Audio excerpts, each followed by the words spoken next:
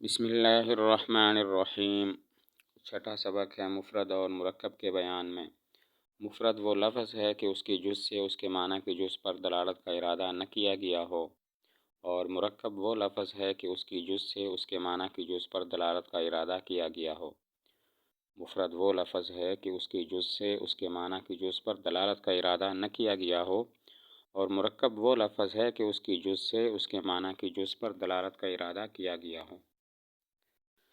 مفرد کی مثال جیسا کہ زید، اب اس کے لفظ کی جز سے معنی کی جز پر دلالت کا ارادہ نہیں ہے، مثلاً زا یا دال اس کے اجزاء ہیں، تو ان سے یہ ارادہ نہیں ہے کہ ذات زید کے اجزاء پر اس کے لفظ کے اجزاء دلالت کریں، مثلاً زا اس کے سر پر دلالت کرے یا اس کے پیٹ پر، اور دال اس کے پاؤں پر دلالت کرے، ایسی بات نہیں ہے۔ تو مفرد وہ لفظ ہے کہ اس کی جز سے اس کے معنی کی جز پر دلالت کا ارادہ نہ کیا گیا ہو۔ مفرد کی 4 قسمیں ہیں۔ نمبر 1، لفظ کا جز نہ ہو، جیسے حمزہ استفہام کہ اس میں لفظ کا جز نہیں ہے۔ نمبر 2، لفظ کا جز ہو لیکن وہ معنی دار نہ ہو، جیسے انسان کہ لفظ کے جز ہیں حمزہ، نون، سین، الف، نون، لیکن یہ معنی دار نہیں ہے۔ اور نمبر 3، لفظ کا جز ہو اور معنی پر دلالت بھی کرے، لیکن لفظ کے جز معنی کی جز پر دلالت نہ کرے، جیسے عبداللہ کہ اس میں لفظ کے جز ہیں عبد اور اللہ، اور ان کے معنی کے بھی جز ہیں، عبد کا معنی ہے بندہ اور اللہ کا معنی ہے ذات باری تعالی، لیکن یہ لفظ کی جز اس کے معنی کی جز پر دلالت نہیں کرتی۔ اور نمبر 4، لفظ کا جز ہو، معنی کا جز بھی ہو، لفظ کی جز معنی کی جز پر دلالت بھی کرے، لیکن اس دلالت کا ارادہ نہ کیا گیا ہو، جیسے حیوان ناطق جب کسی شخص کا نام رکھیں تو لفظ کا جز بھی ہے حیوان اور ناطق، اور معنی کا جز بھی ہے، یعنی یہ معنی دار بھی ہیں، حیوان حیوانیت پر اور ناطق ناطقیت پر دلالت کرتا ہے، اور لفظ کی جز معنی کی جز پر دلالت بھی کرتی ہے، حیوان حیوانیت پر، ناطق ناطقیت پر دلالت کرتا ہے، لیکن اس سے دلالت کا ارادہ نہیں کیا گیا، کیونکہ جب کسی کا نام رکھتے ہیں حیوان ناطق تو یہ مقصد نہیں ہوتا کہ حیوان حیوانیت پر اور ناطق ناطقیت پر دلالت کرے۔ تو مفرد کی 4 قسمیں ہیں۔ نمبر 1، لفظ کا جز نہ ہو، جیسے حمزہ استفہام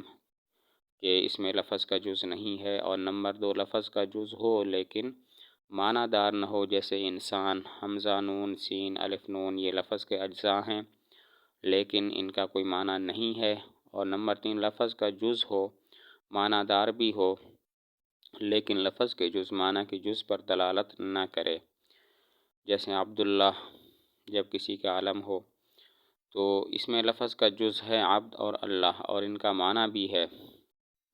عبد کا معنی عبدیت ہے بندہ، اور اللہ کا معنی ذات باری تعالی، لیکن لفظ کا جز معنی کی جز پر دلالت نہیں کرتا۔ اور نمبر 4، لفظ کا جز ہو، معنی دار بھی ہو، لفظ کی جز معنی کی جز پر دلالت بھی کرے، لیکن اس دلالت کا ارادہ نہ کیا گیا ہو، جیسے حیوان ناطق جب کسی شخص کا نام رکھ لیں تو اس میں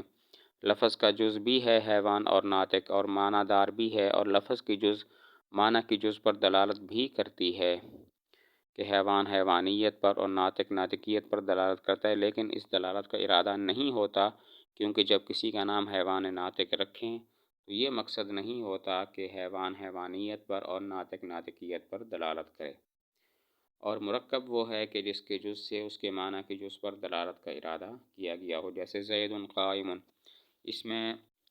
زید سے زید کا، ذات زید کا اور قائم سے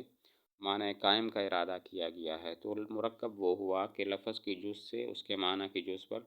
دلالت کا ارادہ کیا گیا ہو۔ کچھ سوالات ہیں، ان مثالوں میں بتاؤ کون سا لفظ مفرد ہے، کون سا مرکب۔ احمد یہ مفرد ہے کیونکہ اس کی جز سے اس کے معنی کی جز پر دلالت کا ارادہ نہیں ہے۔ مظفر نگر شہر کا نام، اسلام آباد شہر کا نام، یہ بھی مفرد ہیں۔ عبد الرحمن علم ہو تو یہ بھی مفرد ہے۔ ظہر کی نماز یہ مرکب ہے کیونکہ ظہر کے وقت پر اور نماز پر دلالت کرتی ہے، اور اس دلالت کا ارادہ بھی کیا گیا ہے۔ رمضان کا روزہ یہ بھی مرکب ہے کیونکہ رمضان کے مہینے پر دلالت کرتا ہے، اور روزے پر دلالت کرتا ہے، اور اس دلالت کا ارادہ بھی کیا گیا ہے۔ ماہ رمضان تو یہ بھی مرکب ہے کیونکہ ماہ کا معنی مہینہ اور رمضان سے مراد رمضان کا مہینہ ہے۔